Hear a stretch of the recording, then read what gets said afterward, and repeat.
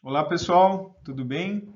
Bem-vindos, mais uma vez a mais essa edição, da Escola para Professores. Meu nome é Lucas Sanfelice, eu faço parte, da equipe de engenharia, das linhas de luz, que junto, com os pesquisadores, da casa, a gente é responsável por desenvolver, o projeto completo, de uma linha, desde a concepção, né, passando pelo detalhamento de diversos, subsistemas até que a gente consiga entregar essa linha, pronta para os experimentos, tanto para os pesquisadores da casa quanto pesquisadores externos. Então, meu grande objetivo, nessa apresentação é dar para vocês uma série de fundamentos, e uma série de elementos, relacionadas à construção e funcionamento dessas linhas, para que vocês aproveitem ao máximo as apresentações que se seguirão, tanto hoje quanto nos próximos dias. Vamos lá? Então vamos começar dando uma olhada aqui, numa vista de topo, uma foto tirada por um drone, do Sirius. Mas o que a gente quer ver, na verdade, tá no interior. Então, olhando para o interior desse prédio, a gente vai encontrar o túnel, dos aceleradores, que é uma blindagem, de concreto, para fazer a contenção da radiação espúria, que é gerada, durante esse processo de armazenagem. E reparem, que essa blindagem ela é composta aqui por uma série de dentinhos, ó. Parece uma engrenagem, Cada um desses dentinhos é a saída, para a radiação síncrotron, é a saída de uma linha de luz. O projeto Sirius previu espaço para a construção de até 38 linhas de luz, sendo que a maior parte delas são linhas de até 60 metros de comprimento, como as que a gente vê aqui nessa região. Mas aqui embaixo a gente observa também um espaço, para linhas super longas, que podem variar desde 100 a 150 metros. Vamos dar um zoom aqui, vamos fazer um corte, nessa blindagem e tentar entender um pouco mais essa ligação entre as linhas de luz e o anel. Então, novamente, aqui a gente vê as linhas de luz saindo dos dentinhos da engrenagem, que é a blindagem dos aceleradores. Aqui mais abaixo, vocês observam, o anel de armazenamento, que é onde os elétrons ficam estocados, e a radiação síncrotron que é produzida, para as linhas de luz, tipicamente tem origem em duas fontes. A primeira delas são os dipólos, que são esses elementos centrais aqui do acelerador, e pode vir também de elementos de inserção, tipicamente onduladores, que são instalados, em linha aqui com esses elementos do anel de armazenamento. Então, agora eu queria rever com vocês exatamente, como mesmo, essa radiação, é produzida. Vamos lá? Então, quando a gente estava, lá no ensino médio, nas aulas de eletrostática, a gente aprendeu, que de uma partícula carregada, de uma carga, o campo elétrico ele é isotrópico, ele emana da partícula em todas as direções, se aproximando ali a uma esfera, expandindo, da mesma forma que a gente tem representado, aqui no slide. Mas o que não deixavam claro ali para a gente é que isso é válido somente para algumas condições, quando a partícula é uma partícula não relativística, que é quando essa partícula está parada, está estática, ou quando a velocidade, quando o movimento dessa partícula é muito menor do que a velocidade da luz. Então, nessas condições, é verdade o que a gente aprendeu.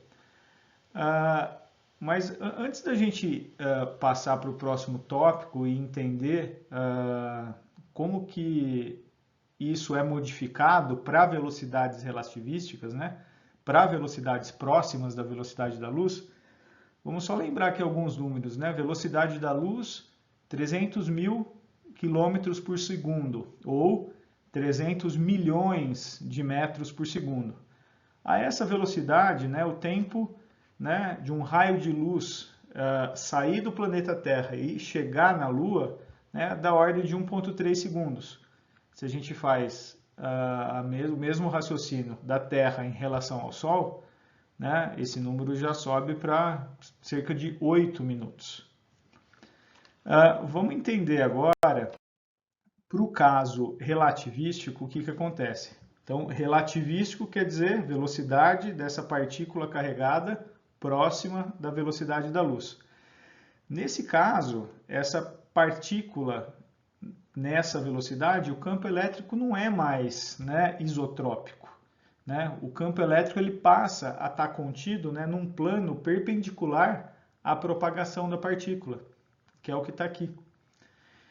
Além disso, quando essa partícula navegando a uma velocidade constante, digamos assim, é submetida a uma aceleração ou a uma aceleração centrípeta, quando ela é forçada a fazer uma curva, o que acontece, né, com essa partícula?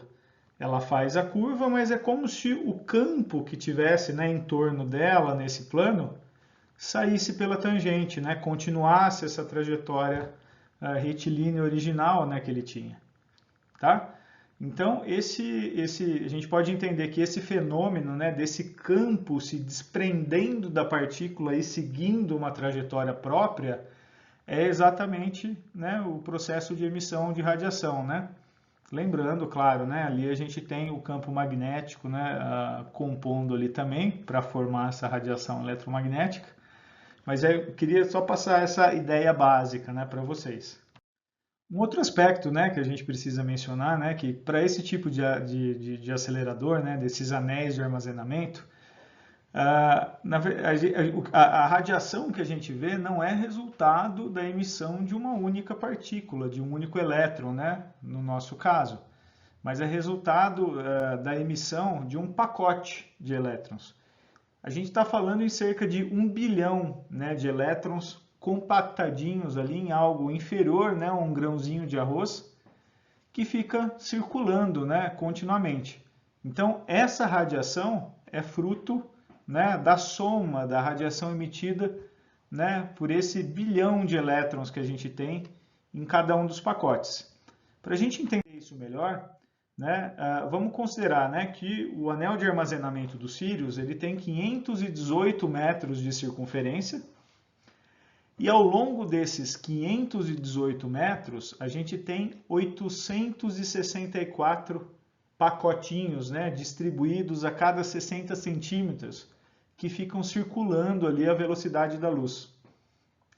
Então a radiação resultante, né, que a gente vê na saída, né, de cada uma das linhas de luz, né, é resultado desses 864 pacotinhos circulando a velocidade da luz e emitindo radiação, né, em forma pulsada. Né? A cada vez que um pacotinho passa por ali, é um pulso que se solta. Passou outro pacote, é um pulso que se solta. Tá certo? E geralmente, né, a gente se refere, né, a essa carga toda, né, armazenada, né, no anel de armazenamento, né, como corrente. Então, se a gente usa, né, aquela equaçãozinha básica, né, que a gente conhece, né, do ensino médio, e transforma esses 864, né, pacotes, né, cada um com cerca de 4 bilhões de elétrons vezes a carga, né, de um elétron. E a gente vê também que esses 864 pacotes eles demoram 1,7 microsegundos para dar uma volta completa, né, no anel. A gente vai ver rapidamente que isso equivale a uma corrente armazenada, circulando ali, uma corrente elétrica de 350 mA. Então essa é uma forma, né, que a gente usa, né, cotidianamente, né, para se referir, né, à quantidade de elétrons que a gente tem armazenado, né, dentro do nosso anel. Mas vocês sabem, né? A gente nunca está satisfeito com aquilo que a gente tem. Então, além de contar com a radiação emitida, né, pelos dipolos que estão distribuídos, né, ao longo do anel, a gente tem um dispositivo chamado de ondulador que a gente pode instalar, né, intercalado, a gente tem posição ali para instalar até 18 desses, né, no anel. E a função desses elementos, basicamente, é toda vez que o elétron chega aqui, ele fica chacoalhando, né, esse feixe de elétrons de um lado para outro, fica ondulando esse feixe. E com isso, né, é como se a gente tivesse uma série de dipolos em série, né, cada um jogando o feixe, né, para um lado diferente. E o resultado disso é que a gente consegue produzir, né, uma radiação ainda mais intensa, uma radiação, né, cujo brilho escala com o número de ondulações elevado ao quadrado. Resultado disso é, se a gente observa, né, essa figura, a gente vê aqui em vermelho, no caso dos Sírios, quando a gente tem uma radiação de dipolo, né, a gente tem um brilho aqui da ordem de 10 elevado a 17. Quando a gente instala onduladores, a gente ganha praticamente 4 ordens de grandeza, a gente ganha 10.000 vezes mais em brilho. Tá? Então, esse é um artifício que é muito utilizado, né, nas linhas de luz, né, hoje em dia, do mundo todo, né, e serve para permitir que a gente consiga excitar, né, nos materiais que a gente estuda, sinais muito, muito, muito pequenos. Né? Então, a gente precisa jogar muitos fótons ali para a gente conseguir medir um sinal do tamanho que os nossos instrumentos conseguem detectar. Ou, né, permite, por exemplo, que experimentos que antes demoravam horas, né, para ocorrer, aqui no Sirius agora, né, possam ocorrer em poucos segundos.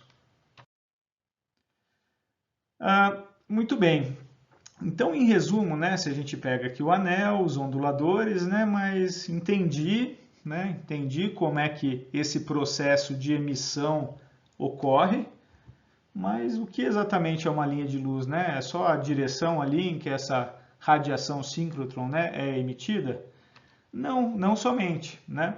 Ao longo dessa direção, a gente, né, vai ver mais em detalhes, mas a gente precisa instalar uma série de componentes ópticos, né, que tem funções ali de espelhos, né, de lentes e filtros que processam essa radiação, né, emitida, né, pelos elétrons do anel e trata a forma e o conteúdo delas, e aqui está representado como se fosse um elemento focalizante, né, focalizando, né, esse feixe em algo até 1000 vezes menor do que o tamanho original da fonte. Né? Isso varia, né, de linha para linha, né? Às vezes esse fator não é 1000, é fator 1, depende muito da aplicação de cada linha de luz.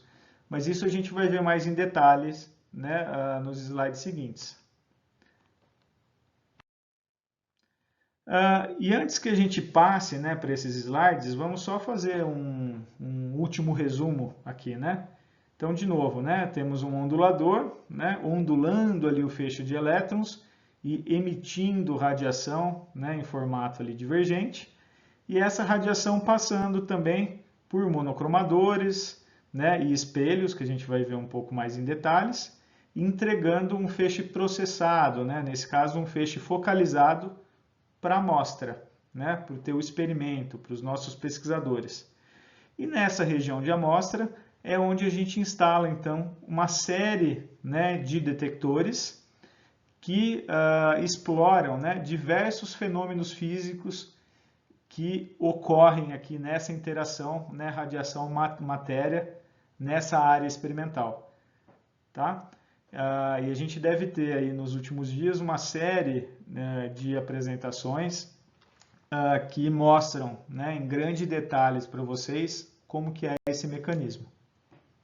E antes da gente seguir, né, para olhar essas linhas de luz, né, em mais detalhe, tem algo que a gente sempre gosta, né, de explicar, né, que é o quanto a estabilidade, né, a estabilidade mecânica, né, do prédio, dos aceleradores e das linhas de luz é importante, né, para o ciclo.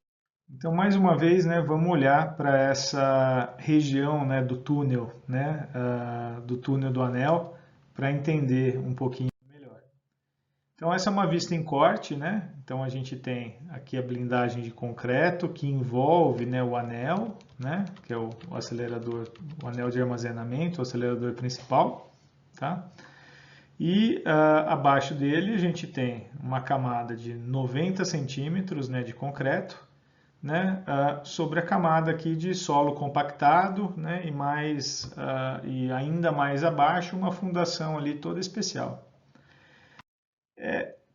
Se a gente reparar bem, né, o que acontece, né, com esse conjunto quando ele é sujeito a variações de temperatura, né, impactos, né, ou vibrações, né, ambientais, né, seja o efeito da rua, né, da estrada aqui ao lado, né, caminhões carregados passando, né, e gerando vibrações que são transferidas, né, via solo, né, para a estrutura do prédio, né, para o acelerador, né, para as linhas de luz.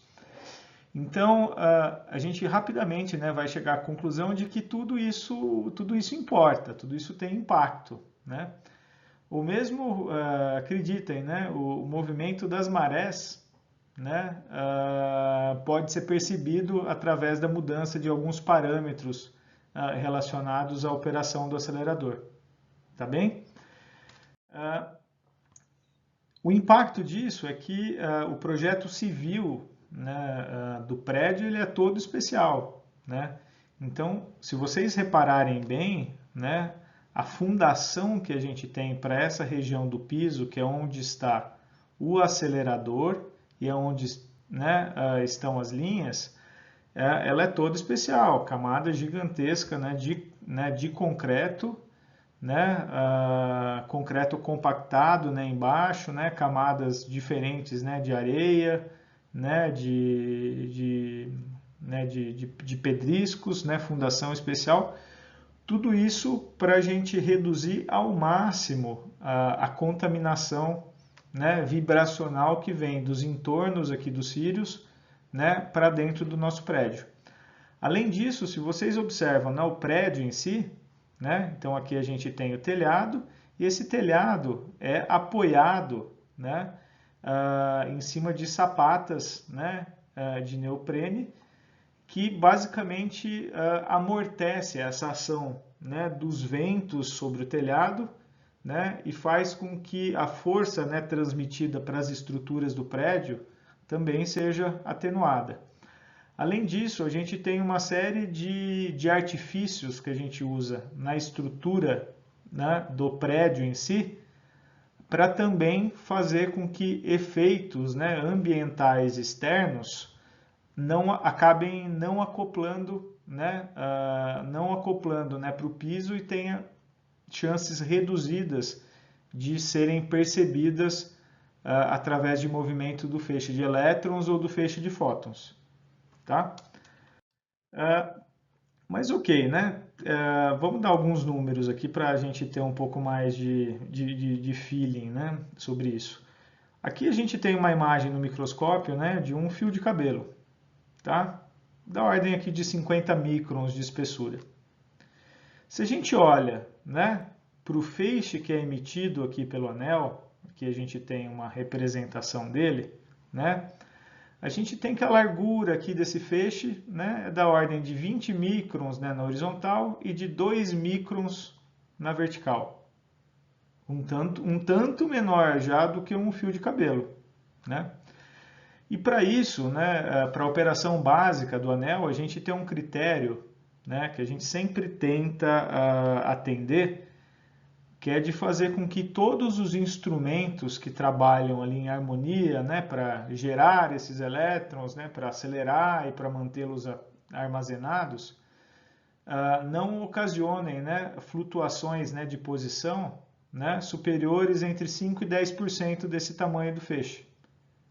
Então, com isso, a gente está falando que esse feixe de elétrons precisa ficar armazenado ali no anel e não pode ter variações de posição ali ao longo do tempo, né, superiores a 100 nanômetros. Ok? Mas o quão crítico é isso? Isso é muito? Isso é pouco?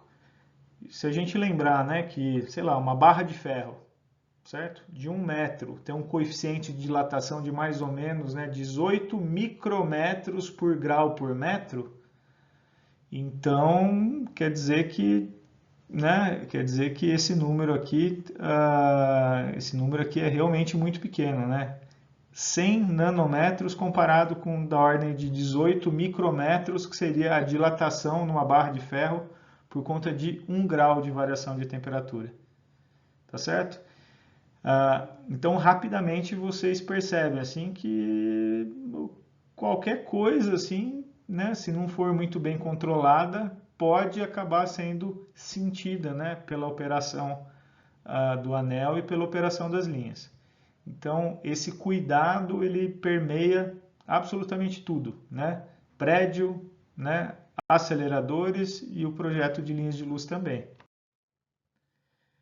E vamos lá, e agora vamos olhar um pouco mais em detalhe, né? Afinal, né, na prática, né, como que é uma linha de luz. Aqui a gente tem aquela figura, né, que a gente analisou lá no começo, né, a gente mostrou o anel e o espaço para até 38 linhas de luz. Quando essa blindagem, né, do anel ficou pronta, né, o prédio começou a ficar pronto, essa era a vista, né, que a gente tinha sem ainda nenhuma linha de luz, né, instalada, né, o prédio praticamente vazio e a instalação dos aceleradores começando, né, ali em 2018. Hoje é isso que a gente tem, né, então uma região, né, parecida, e a gente já observa uma série de linhas de luz, né, instaladas e outras tantas, né, em instalação aqui em outras regiões que a gente tem. Tá? Fotos de alguns dias atrás apenas.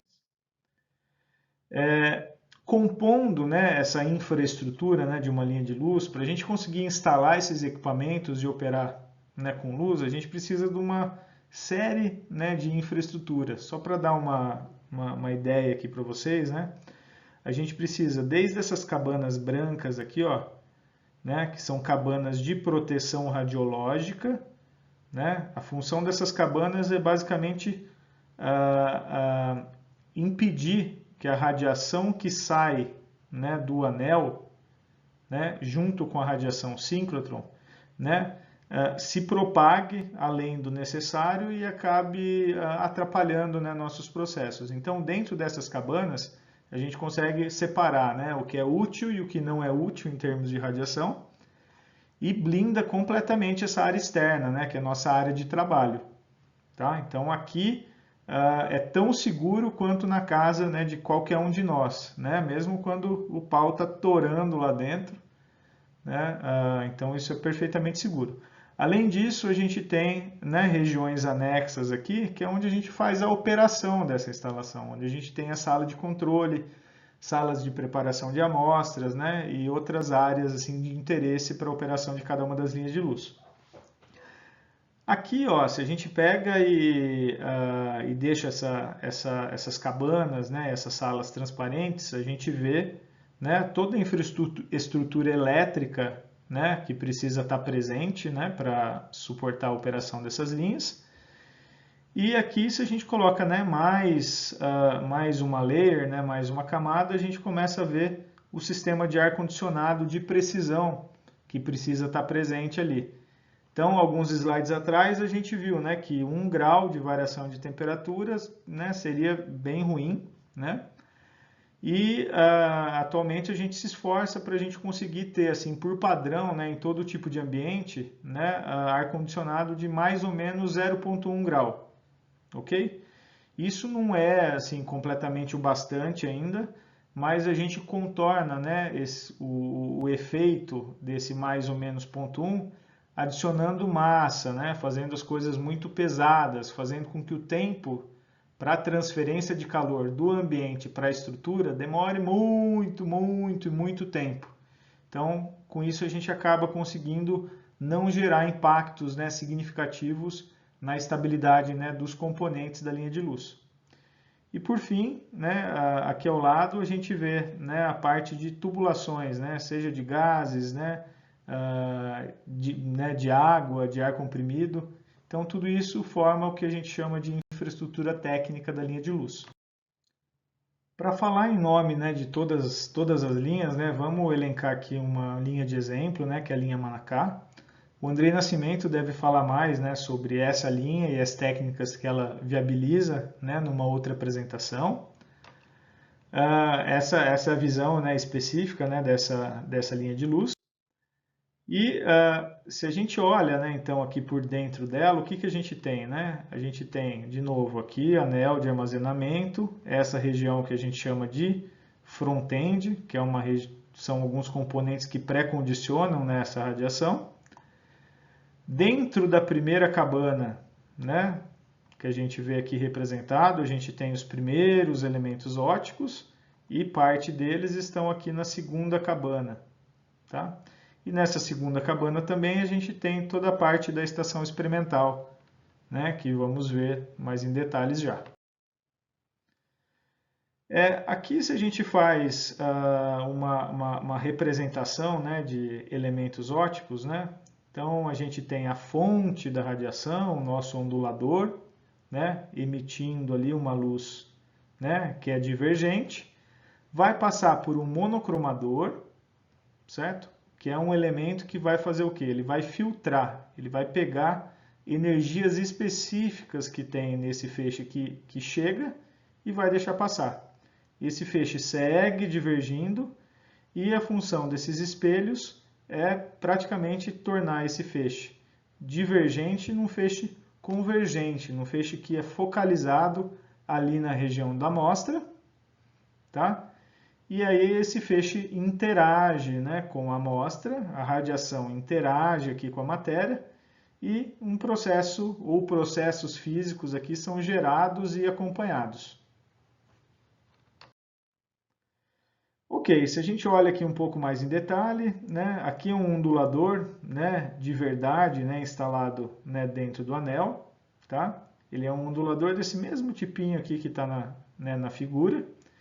E a gente tem também desenvolvimentos aqui no CNPEM de onduladores, né, do tipo delta, desses tipos aqui mais complicados, né, cada um desses cassetes, né, se movimentando individualmente e permitindo que a gente controle, né, quase que livremente a trajetória do feixe de elétrons que vai passar por aqui, tá? Então, além de fazer uma ondulação, eu consigo que ele faça, né, uma ondulação na horizontal, na vertical, ou que ele siga uma trajetória elipsoidal, né, com diferentes aberturas. E o que eu ganho com isso é que eu tenho controle total aqui, não só da energia, né, que é emitida, mas quanto da polarização, né, da luz que sai desses onduladores também. Tá bem? Então, dessa forma, a gente consegue controlar, né, os parâmetros, né, da radiação emitida. Aqui embaixo a gente vê, né, quando esse cara aqui está paradinho, né, numa determinada configuração, né, o espectro que é emitido, né, é em forma de harmônicas, né? A gente tem essas raias aqui muito bem definidas. E quando a gente mede esses cassetes, essas raias, né, essas harmônicas, se movimentam aqui para atingir as energias que a gente está interessado, tá bom? Então é dessa forma que funciona, né, um ondulador. Seguindo o ondulador do que a gente viu naquele layout inicial, a gente tem aqui os frontends. Aqui eu vou ser mais breve, tá? Mas basicamente, se a gente olha essa figura aqui do lado, ó, né, a gente vê uma imagem frontal do feixe que é emitido, né, por esse ondulador. Mas a parte que é realmente útil para a gente na linha de luz é só esse quadradinho preto aqui, ó. Então, ao longo desses componentes todos, eu tenho a função de fazer o quê? De ir cortando toda essa outra porção de radiação aqui, certo? Que tem basicamente calor, né? Tem muito calor, tem outros tipos de radiação ali misturados, né? E que não tem utilidade nenhuma, né, para mim no experimento, tá? Se eu deixar isso passar para a linha de luz, isso só vai tornar a minha vida depois com monocromadores, com espelhos, com experimento mais difícil, né? Não vai agregar nada. Então é por isso que a gente faz essa separação, a gente corta né, essa parte que não é útil do feixe, bem no comecinho, né, para eu não ter que fazer uma engenharia desnecessariamente complicada nos componentes que vêm depois, tá bem? E aqui é uma imagem, então, de um front-end, né, o ondulador está ali na frente e o feixe vem propagando aqui nessa direção. Tá? Aí ele cruza a blindagem, que vai estar aqui no final, e vai para o hall experimental, que é onde está a linha de luz. Aqui vocês observam, né, o que os componentes desse front-end fazem, né, para diferentes modos de operação. Né? Quando ele está aberto, né, então a gente permite a passagem aqui do feixe para o lado da linha de luz. Quando a gente, né, precisa entrar na linha, não pode ter radiação lá, então a gente fecha aqui, né, alguns componentes e esse feixe é bloqueado. O outro lado fica seguro para acesso. Em casos de alguns tipos de acidente, né, esses componentes, né, também atuam ou mandam comandos, né, para o anel para a gente interromper o feixe de elétrons, né? Porque se a gente mantém essa radiação aqui, a gente pode causar algum tipo de dano para esses componentes ou para a linha de luz. Muito bem, aqueles espelhos, né, que a gente viu, né, no layout, né, da linha de luz, então esses espelhos podem ser espelhos planos, né, podem ser espelhos curvos, né, com função de focalização.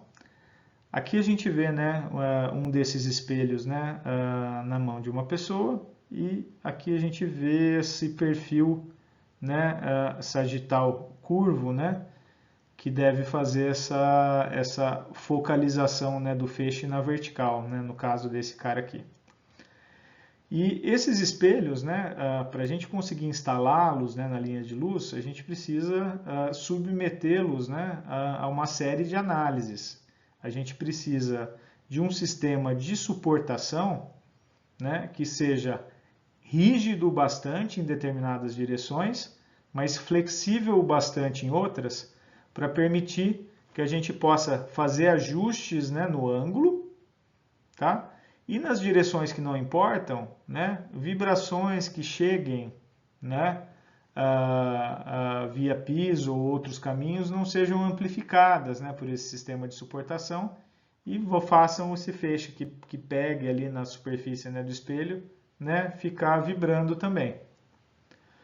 Além disso, né, em alguns dos nossos casos, né, além desse cuidado, né, na análise estrutural, o projeto térmico, né, do sistema que faz a refrigeração desses blocos, né, precisa ser muito criterioso, né, também. A gente precisa, tipicamente, atingir estabilidades de temperatura em diferentes pontos do sistema, que vai de 10, né, ou até mesmo 1 milikelvin, né, de estabilidade ao longo do tempo, para que essas flutuações de temperatura, né, não ocasionem mudanças, né, de perfil na superfície do feixe, ou mudanças no posicionamento da suportação, e o feixe que eu entrego lá na frente para a amostra segue essas movimentações, tá bem?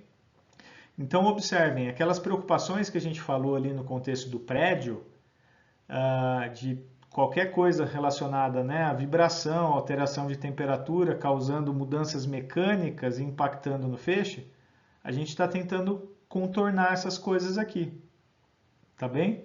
Tudo visando ter máxima estabilidade. Eu preciso do meu feixe, né, de 2 micrômetros, ou às vezes, né, quase 1000 vezes menor do que isso, muito paradinho ali em relação à minha amostra. Ok? Aqui a gente já entra, né, no contexto de monocromadores, né? Aqui eu queria só dar uma ideia, né, do tamanho, né, de um bicho desse, tá? Então esse é um monocromador de duplo cristal que a gente tem em alguma das linhas. E nesse caso, ó, então esse monocromador tá nesse ponto aqui. Então se a gente observa, né, a gente tem um feixe divergente, certo? E contendo várias energias, né, várias cores, atingindo esse cristal. E esse cristal ele vai funcionar como um filtro, tá certo? Então esse primeiro cristal faz uma primeira etapa de filtragem, o segundo cristal faz uma segunda etapa de filtragem e a gente entrega um feixe monocromático, um feixe com uma única energia para uso da linha de luz. Ok? Então essa é a ideia, né? Monocromador é um filtro de radiação, um filtro de energia, é um filtro de comprimento de onda. Tá bem? E esses monocromadores, eles precisam ser bastante ajustáveis, né? Porque a gente quer selecionar uma energia específica.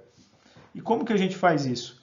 Se a gente rotaciona, né, esse arranjo, né, desses cristais em relação ao feixe, essa mudança, né, do ângulo de incidência, né, pela lei de Bragg, vai fazer com que eu selecione, né, o comprimento de onda desejado. Então é isso aqui que está, esse movimento, né, de rotação que está representado aqui do lado. E quando a gente olha, né, para o espectro, né, a gente vê essas raias, né, essas harmônicas emitidas pelo ondulador, a hora que eu passo esse feixe, né, pelo monocromador, o que, que acontece? Né?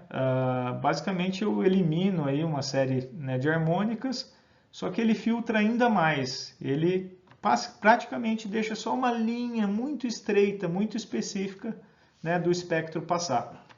Então, então eu vou basicamente, né, daquele espectro cheio de harmônicas, né, somente aqui, né, falando aproximadamente, né, para uma linha, né, muito estreita e muito bem definida. Ok? E reforçando a questão de estabilidade, só queria fazer uma continha, né, com vocês. Essa distância aqui, né, do monocromador, né, até o ondulador, até a fonte da radiação, tipicamente é 30 metros. Ok? Para um tamanho, né, de feixe ali na posição da amostra de mais ou menos, né, meio micrômetro, né, se a gente aplica esse critério, né, de cerca de 10%, né, do tamanho de feixe, a gente conclui que a estabilidade angular, certo, desses cristais precisa ser da ordem de 10 nanoradianos. Mas o que é isso? 10 nanoradianos de estabilidade significa você imaginar que você está com uma ponteira laser ali, certo? Controlando, né? Apontando para a parede. Só que para uma parede que está a 100 km de distância de você, né, a gente está falando em você se manter sua mão estável ali o bastante para que a 100 km essa variação seja somente de 1 milímetro lá na parede. Tá? Então é um nível de estabilidade assim, muito, muito alto e muito desafiador de se atingir. Aqui a gente tem então uma estação experimental, né, da linha Manacá, né? E nessa estação experimental a gente tem uma série de componentes, né, como a gente viu, relacionados tanto à ótica da linha, né, quanto ao experimento em si. Né? Então, o feixe que vem se propagando aqui nessa direção, né, vai passar, depois que sai do espelho, passa aqui por atenuadores. Às vezes a radiação que a gente recebe aqui é demais, pode causar danos, né, para a amostra ou para algum equipamento que está instalado aqui. Então a gente precisa desse tipo de liberdade, de atenuadores, para ajustar, né, a intensidade do feixe, né, ao longo do restante da linha.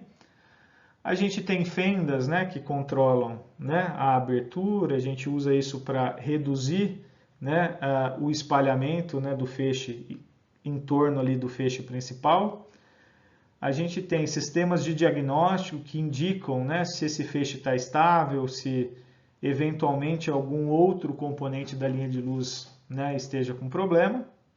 E vai chegando aqui onde a gente coloca a amostra, né? A gente tem um microscópio para conseguir olhar, né, com um certo nível de detalhes, né, para essa amostra. Um sistema de posicionamento que permite que eu posiciono nessa amostra perfeitamente, né, na frente do feixe. Um robô que faz a troca dessas amostras, né? Em algumas linhas eu preciso testar ali centenas, né, de amostras no intervalo curto de tempo. Então, se eu fizesse isso manualmente, eu ia demorar muito mais tempo. Então, para esses síncrotrons, né, para esses aceleradores que entregam feixes de altíssimo brilho, né, esse tipo de automação é essencial para a gente conseguir ter eficiência, né, conseguir trocar a amostra, né, rapidamente, já iniciar um outro experimento, sem que uma pessoa precise ficar entrando, né, na linha de luz. E por fim, aqui é o final para esse tipo de linha, né, a gente tem aqui um detetor de área, porque o feixe que atinge, né, a amostra aqui nessa região, gera, né, interage, né, com essa amostra e gera um certo padrão de difração que é detectado aqui nesse detetor.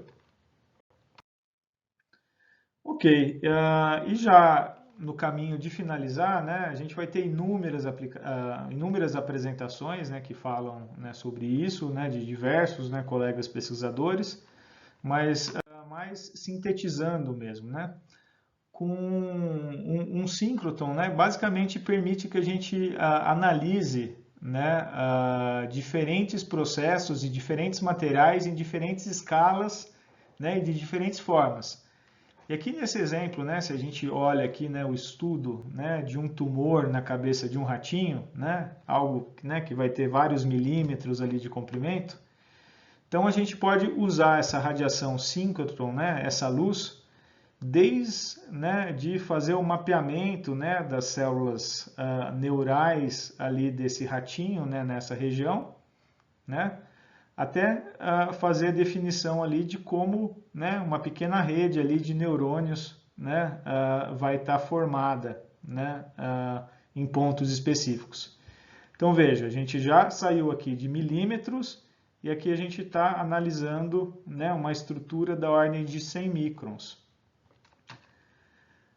E utilizando outras técnicas, né, e aqui a gente tem a parte de espectrometria de infravermelho, a gente já consegue olhar para uma região específica, né, desse neurônio, né, e ver, né, como é a estrutura dele, começar a ter algumas informações químicas, né, sobre o que está presente, né, em cada região. E quando a gente olha, né, faz um corte ali desse neurônio, né, a gente consegue, né, como eu disse, começar a fazer né, análises estruturais, né, e químicas ainda mais detalhadas, né. Aqui a gente já pulou, né, de 100 microns para 100 nanômetros, 10 nanômetros, né? Aqui a gente já está falando, né, de uma estrutura, né, de uma vesícula ali dessa célula, até a gente conseguir fazer uma determinação estrutural, né, de uma proteína e química também. Então, um síncrotron permite você transitar, né, por todos esses tipos, né, de análise nessas diferentes escalas, tá bem? Muito bem. Então, com isso, basicamente eu queria que ficasse assim para vocês, claro, né, o que é, né, uma linha de luz, pelo menos os fundamentos, e que, né, tanto no LNLS, né, num síncrotron, né, como, né, no LNBio, no Biorenováveis e no Laboratório Nano, a gente busca reunir uma série de instrumentos e uma série de técnicas, né, que permitem que a gente avance, né, em conhecimento e inovações, né, aplicando, desenvolvendo áreas das mais variadas, né, possíveis. Então essa eu acho que é uma grande mensagem, né, que o CNPEM, né, como um todo, busca deixar em todos os seus eventos, né.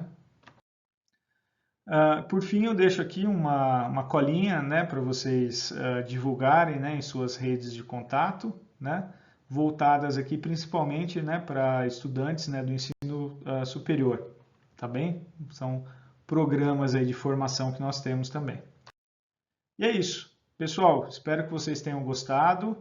Muito obrigado. Aproveitem o evento e estou à disposição para quaisquer tipo de dúvidas. Um grande abraço. Até mais, pessoal. Tchau, tchau.